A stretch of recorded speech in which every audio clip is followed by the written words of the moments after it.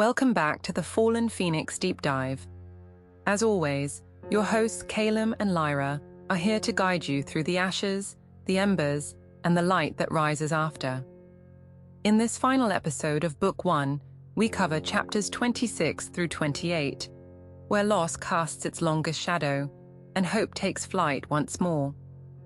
What begins with mourning ends in radiant defiance, as Phoenix and Anastasia return not just alive, but transformed.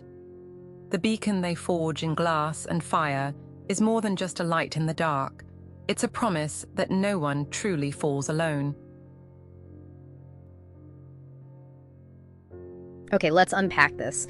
Imagine finding yourself in the quiet aftermath of, well, a cataclysmic event. The immediate danger's gone, but you're miles from the chaos, and you're left with this new, really heavy burden. Just the silence of what's been lost. We've journeyed with these characters through so much, seen them face just unimaginable challenges, and as Book 1 of Fallen Phoenix draws to a close, they are left grappling with what seems like this insurmountable, unspoken grief. It's a moment of really profound emotional reckoning for them. It is, and what's truly fascinating here, if you really dig into how Markwalder built this narrative, it's how he immediately plunges us right into this emotional landscape of dispel.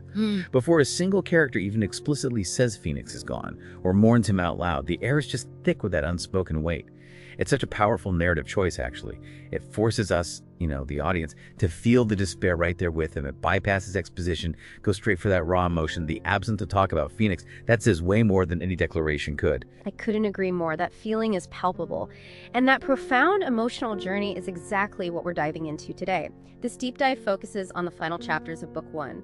Freedom has a high price, a new rising, and sand becomes glass.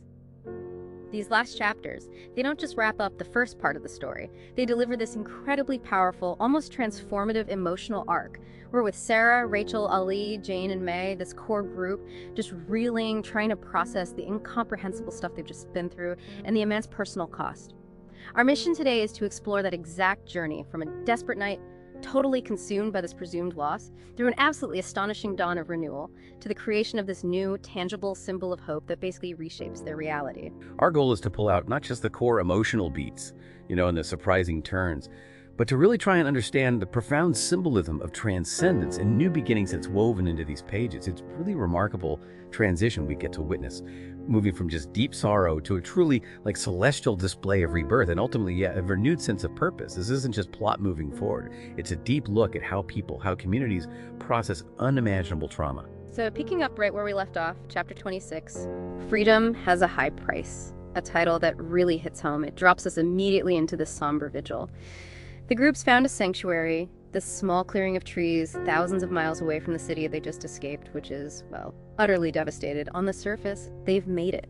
Physical safety achieved. They're not in immediate danger anymore, yet it's right there in this quiet, this stark lack of external threat that the real battle starts.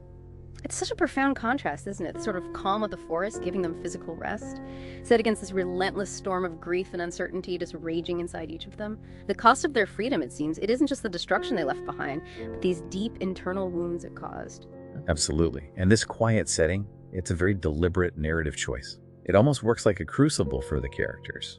Instead of facing external threats, they're forced to grapple with their internal states, their raw emotions, the crushing weight of it all. The author masterfully uses this shift in setting to highlight the huge psychological toll. Even though they're physically distant from the tower's devastation, that emotional closeness to the trauma, it remains palpable, almost suffocating. The air itself just feels heavy with unspoken anxieties, like everyone's holding their breath, afraid of what happens if they actually say how bad they think it is. This is where the title Freedom Has a High Price really lands. Not the cost of escape, but the profound, often silent cost of that silence and loss. Yeah, it's that classic human response to overwhelming tragedy, isn't it? When something's just too big, too awful to talk about, you find people filling the space with anything but that truth. We see it so clearly with Ali. She's usually so vibrant, full of life, quick banter. Here, she tries to keep up some kind of normalcy, some fragile sense of control, by teasing Mai. And Mai, poor Mai, stuck in his old terminal, his energy just severely diminished. But underneath Ali's joking, there's this pervasive, almost tangible avoidance of Phoenix's presumed death. The air is just thick with what isn't being said, a collective fear of acknowledging the finality, you know? It's a fragile coping mechanism against the chaos, an almost desperate attempt to grab onto any bit of control or familiarity when their world's just been flipped upside down. And that very fragility, it's underscored by the practical, almost mundane details of their immediate plan. They decide, okay, we'll search for Anastasia in the morning. Now, while that's logical, they're exhausted, everything's chaotic, it carries this chilling, implicit message. It reinforces the lost hope for Phoenix. They aren't planning to look for him. His absence from their immediate plans, it speaks volumes about what they're all assuming. And Maya's power supply deteriorating, reducing him to text, only showing those white Z's on his small portable screen. That's way more than just a technical detail. It's a potent symbol, an echo of the group's own diminished state. Their resources, both literal Maya's function and emotional, the group's morale, are running dangerously low. It makes you wonder, right? What does it signify when even your most reliable digital companion, your source of info and company, is struggling just to stay functional? It profoundly reflects that collective energy drain, the deep toll of their recent trauma pushing them all to their absolute limits. Okay, this brings us to a moment where the narrative gets really interesting and just incredibly vulnerable. Rachel, with her natural intuition, she senses the need for quiet space. She walks away from the camp, drawn to a cliff looking over the sea. Can't sleep, just too many thoughts in her mind to really sleep. And then, almost instinctively, Sarah follows her. Sarah's also unable to rest, her wings flat against her back, which is such a physical sign of her own despair. This quiet, natural setting, the warm air flowing over the edge, it creates this unique sanctuary that just encourages deep vulnerability. Sarah, who we're told didn't say anything the whole trip to this clearing, she finally breaks her silence. It's a pivotal, really carefully set up moment of emotional relief. It really is a pivotal emotional beat. And it resonates with the universal truth about trauma. Sometimes the emotional fallout, the psychological burden, is way more debilitating than the physical injury. Sarah's confession, delivered in this whispered, raw tone, it's an aha moment for us as listeners. It gives us concrete, deeply personal evidence of what's at stake, moving beyond the big, abstract catastrophe. She whispers her deepest grief into the sea breeze, revealing the name that's been tearing her up. His name was Thomas Sealas, when she lost back at the tower. That single detail instantly personalizes the catastrophe. It's not just a city destroyed or some nameless tragedy. It's individual lives, individual loves, individual futures shattered, leaving this wake of private sorrow. Markwalder uses this intimate confession brilliantly to ground the epic scale of the disaster in deeply human, totally relatable terms. And Rachel, as she always seems to be, is that steady, comforting presence. Even while she's reflecting on Phoenix's character and what they think was his ultimate sacrifice, she stays incredibly grounded, observant. She acknowledges the huge journey they've taken, the massive changes the group has gone through, with this thoughtful, almost serene presence. When Sarah, still desperately clinging to maybe a thread of hope, pleads with her, "Please don't talk like he's dead," Rachel responds with this somber, almost knowing acceptance. Her words just resonate with a deep understanding of Phoenix's nature. Well, what if the only thing that could kill him was himself? He would sacrifice that to live a better place for her to live in. Oh, wow. That exchange is incredibly poignant. It doesn't just convey deep grief, but this profound recognition of what they see as Phoenix's ultimate self-sacrificing choice. It highlights the raw, unvarnished sorrow for someone they deeply respected. It's a moment of profound vulnerability and shared understanding, these two grappling with an impossible truth. And Rachel's insight into Phoenix's character is so crucial there. Her statement, "For the 10 years I knew him, I always respected his choices.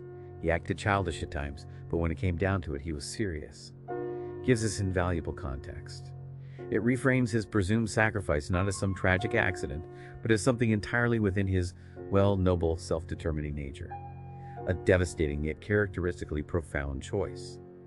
This quiet night, with the fire having died down to just embers, visually mirrors their dwindling hope. Sleep is hard for everyone, even Mai, who's usually less affected by human emotional cycles. The description of May as still awake and alert, but listening to the human sounds of their restless sleeps, that reinforces the pervasive anxiety. That horrid feeling that Phoenix might really be dead isn't just Sarah's burden. It permeates everything, this suffocating blanket of uncertainty, this whole prolonged period of somber reflection. It serves to amplify the dramatic impact of what's coming. It builds this deep emotional trough, so the rise that follows feels even more miraculous. But, with the deepest part of night comes the first glimmer of dawn. And with it, a radically different kind of light, a light that just cuts through the uncertainty, through the despair, and delivers one of the most astonishing reveals, not just in book 1, but maybe in the whole series so far. Chapter 27, brilliantly titled A New Rising, is exactly where the narrative pivots dramatically. We shift from that suffocating darkness and despair of the night before to an entirely new, almost miraculous dawn of hope and, yeah, a new beginning. The shift is palpable, almost jarring in its sudden beauty. The contrast is deliberately stark, isn't it? A masterful piece of literary pacing. The narrative opens this chapter describing small wisps of smoke trailed up from the ashes of the fire, right?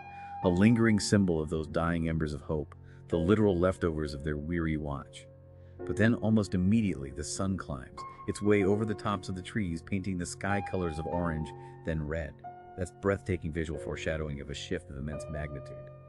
This imagery isn't just descriptive, it's deeply symbolic.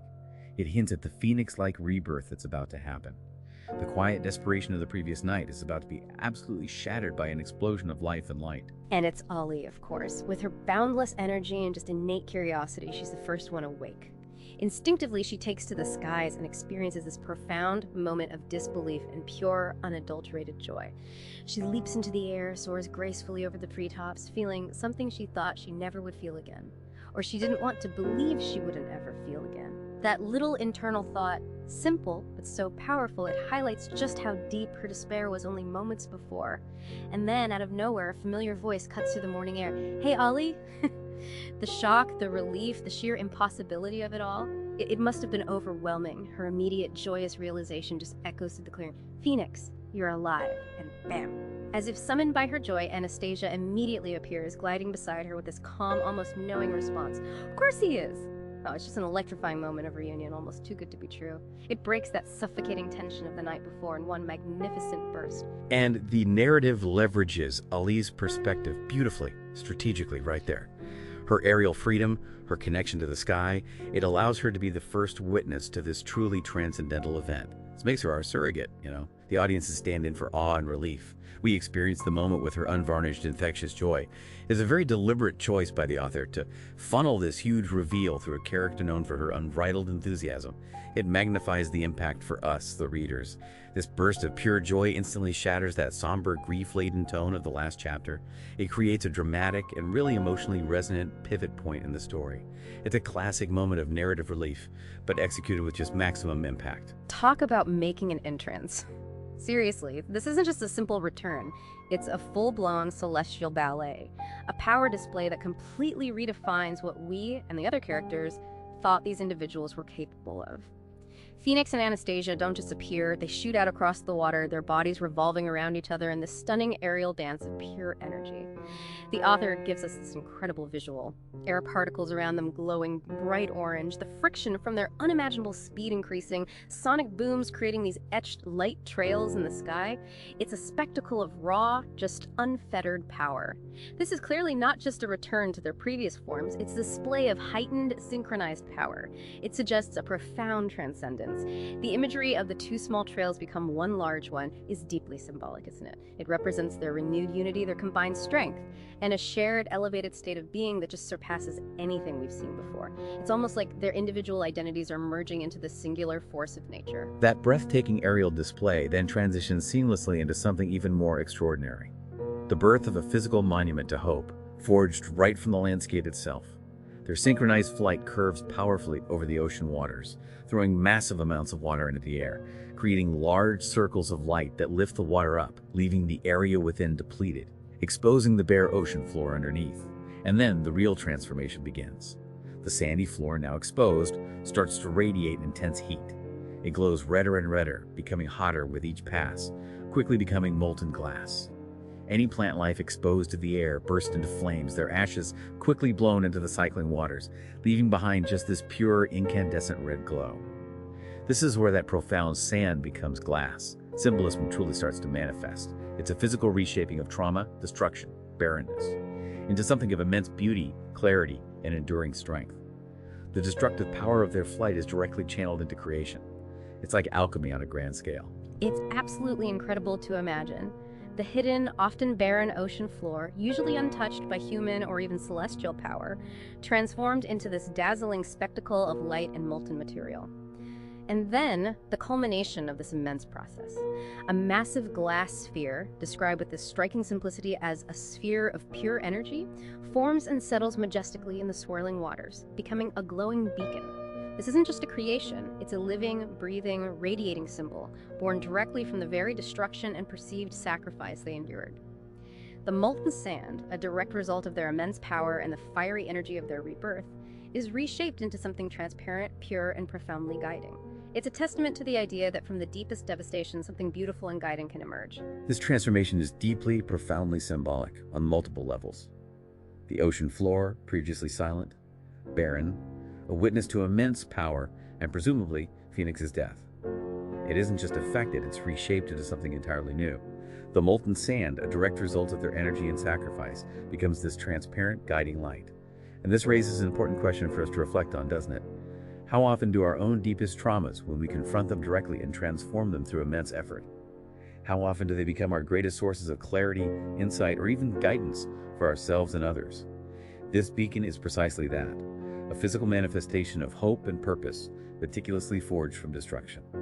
A powerful visual metaphor for resilience. It's not just a pretty object, it's a core thematic element.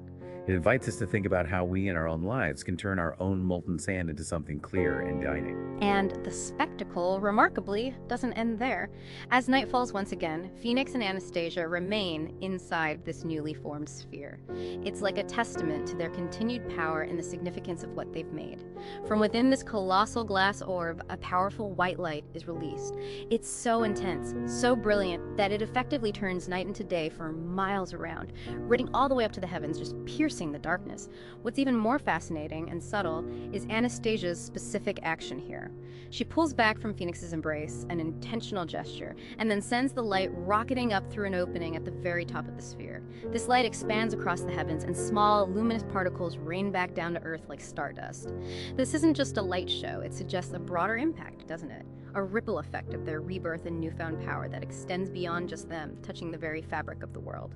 Their forms are then only shown as shadows on the water's surface as they fly back to land.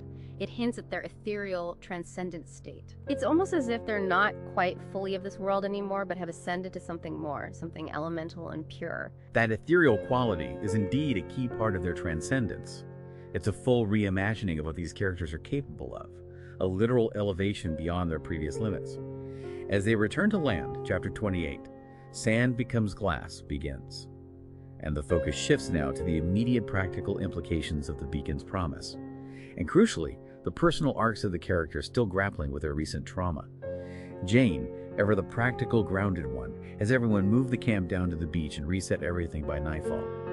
She efficiently sets the stage for what comes next. May, still struggling with his energy reserves, has reduced himself down to a simple digital clock showing 23 minutes after 10 p.m. when that light erupts from the beacon. Again, not just a technical detail. It's a stark, almost poignant reminder of the immense energy Phoenix and Anastasia have just expended, and the collective toll these extraordinary events have taken on all of them. May's diminishing function mirrors the group's exhaustion, yet his persistent function as a clock. It symbolizes their enduring hope, maybe. The forward march of time bringing new possibilities. Yeah, that makes sense. And after all that dramatic, almost mythological spectacle, their quiet, composed return to the fire speaks volumes. There's this sudden surge of wind across their little part of the clearing, shooting the fire a few feet higher into the air. Then it subsides just as Anastasia and Phoenix calmly land and walk up to the fire. Their very presence, so composed and powerful after such an immense display, brings this immediate, almost visceral reassurance to the still grieving group. It's like their composure alone communicates, "We're here, everything will be okay." A silent promise cutting through the despair. Sarah, who'd been shielding her eyes from the blinding light, and Rachel, who had sat up by the fire, you can just feel them, physically and emotionally, registering the profound shift their return brings. It's a moment of collective exhaled breath, isn't it? A release of tension that had been building for hours. Exactly. And Phoenix, with his characteristic directness, immediately clarifies the beacon's dual purpose. It's this tangible manifestation of hope, born directly from destruction, serving both as a memorial and a guide. He explains it has two purposes. The first one as a memorial to those who have lost their lives, and the second as a beacon to aid the ones who have survived in finding each other. This is a profoundly significant detail for understanding the story's broader themes. It's a structure that simultaneously looks back to honor the past and forward to guide the future. It really encourages critical thinking about how societies, or in this case, a fractured group of survivors, process collective trauma and build something meaningful and enduring from that loss. Phoenix even adds that touch of his characteristic sort of understated humor, lightly commenting, "Otherwise, that's one expensive electric bill some humans are going to get this month." Huh. Yeah, and Anastasia echoes it. I wouldn't want that bill. It's a nice touch, isn't it? Humanizing their godlike power with a relatable little quip. It grounds their incredible abilities in something familiar, even slightly mundane, making them more approachable despite their obvious transcendence. It does. It keeps them connected somehow. Okay, so this brings us maybe to the most impactful emotional climax of Sarah's arc in Book 1. Remember, she has been grappling with this immense, soul-crushing grief, whispering Thomas's name into the breeze just hours before. Her initial look toward Phoenix, even after his miraculous return, is still filled with hate. A silent accusation for the catastrophe that she thinks took Thomas from her. It's such a powerful, raw emotion. But then Phoenix delivers this direct, utterly unexpected revelation that it literally transforms her despair into immediate, overwhelming hope. Thomas, he's still alive. In fact, he'll find his way to that beacon out there in 18 hours. Wow. That single sentence, delivered with such calm certainty, just shatters her world of grief and rebuilds it with the possibility of a second chance. It's a testament to the power of truth, I suppose, and that enduring human capacity for hope, even in the absolute darkest of times. This scene perfectly encapsulates Sarah's emotional arc throughout Book 1, and it concludes not with definitive certainty, but with this vibrant, potent glimmer of hope. It's such a powerful, resonant message. Sometimes all we really need to find the strength to move forward is just the possibility of a second chance, that thread of hope to cling to. Her transformation is almost instantaneous and visually striking. From hate to the surge of unbridled joy, expressed as she joyously spreads her white wings and takes immediate flight out to the massive glass sphere, gracefully skimming the waves. The description, the cool, salty air flowed over her body as she joyfully skimmed the waves, vividly illustrates her profound emotional shift from grief to renewal. It's almost like a baptism in the ocean's embrace, and she immediately checks her watch. 3:42 in the morning, 10 more to go before he was predicted to arrive. That's a tangible measurement of her renewed hope. It transforms an abstract concept into a concrete countdown, giving her immediate purpose. It's a deeply relatable moment, finding strength in that anticipation. Yeah, absolutely. She arrives at the massive glass sphere, its near-blinding light quickly adjusting for her eyes, revealing its true scale and beauty. As she gets closer, she finds many of her friends and classmates already there, some floating outside. A few braver ones have flown inside, drawn by the beacon's irresistible pull. Despite not seeing Thomas right away, and the uncertainty still hanging there, her decision to fly inside, propelled solely by the hope of Thomas's arrival. That provides such a powerful sense of closure to Book 1 for her character. It's an active step into the unknown, isn't it? A profound act of faith fueled by that potent glimmer of a second chance. She awaits his arrival there, and it leaves us, the listeners, with this palpable sense of anticipation for what happens next. It's a perfect cliffhanger, really, concluding a foundational chapter of her journey while setting the stage for the next book. Indeed. It's a masterful ending to the first book, a beautiful blend of emotional resolution for key characters and that tantalizing narrative anticipation for the overall story.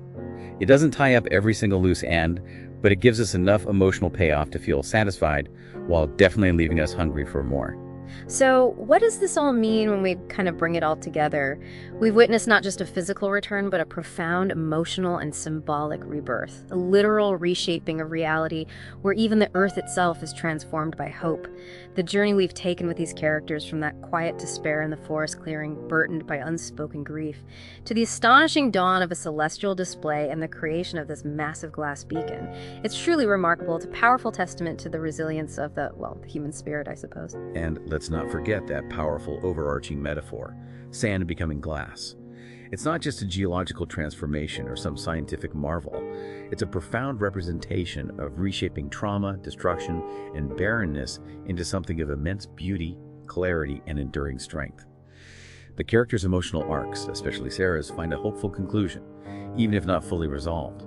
It demonstrates the incredible power of resilience and the transformative potential of even the slightest possibility of a second chance. This deep dive concludes with that powerful, lingering image. A beacon forged from molten energy and sacrifice, rising from the ocean, drawing the lost and weary back to the light. This raises an important question for us to maybe ponder beyond the story's pages. What beacons are we building? or perhaps failing to build, in our own lives or societies to guide those who are lost and weary? How do we, in our own experiences, transform our own molten sand, our moments of pain, loss, or adversity, into something clear, beautiful, and ultimately guiding for ourselves and for others? That's the enduring question these chapters really leave us with.